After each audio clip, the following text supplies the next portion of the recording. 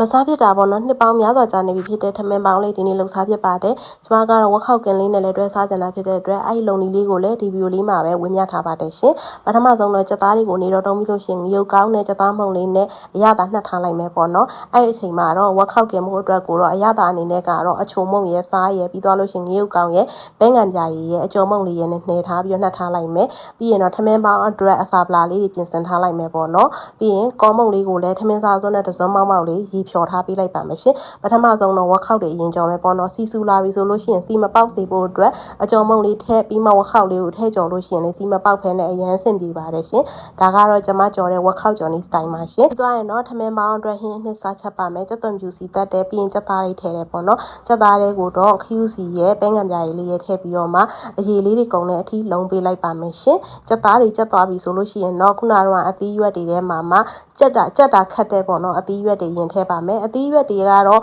ကိုယ့်အိမ်မှာရှိတဲ့ဟာကိုကြိုက်တဲ့ဟာတွေထည့်လို့ရပါတယ်ရှင်အရသာနေတဲ့ကခ ्यू စီနဲ့ပဲငံပြာရည်လေးနဲ့နည်းနည်းလေးထည့်မယ်နူးသွားစီဖို့အတွက်ရေလေးနည်းနည်းတောက်လိုက်မယ်ပြီးသွားရင်တော့အမှုန်နဲ့ဒါတော့တုပ်ဖို့အဖြူကိုသုံးထားတာပေါ့နော်ပဲပြားဆိုရင်လည်းပိုကောင်းပါတယ်ရှင်ပြီးရင်တော့ဒီငံပြာရည်လေးနဲ့ထည့်လိုက်တယ်ပေါ့နော်အရသာအတွက်ကောမုတ်ဖြော်ထားတာလေးကိုပြန်မှွေပေးပြီးတော့မှထည့်ပါဘာလို့ဆိုအောက်ပိုင်းကခဲနေရပေါ့နော်အဲ့ဒါဆိုရင်တော့ဒီဟင်းနှစ်ကလေးရသွားပြီပေါ့နော်ဒါဆိုရင်တော့အရသာရှိတဲ့ထမင်းမောင်းလေးတစ်ပွဲရသွားပြီပဲဖြစ်ပါတယ်ရှင်ဆိုတော့ follow လေးလုပ်ခဲ့ပေးပါအောင်နော်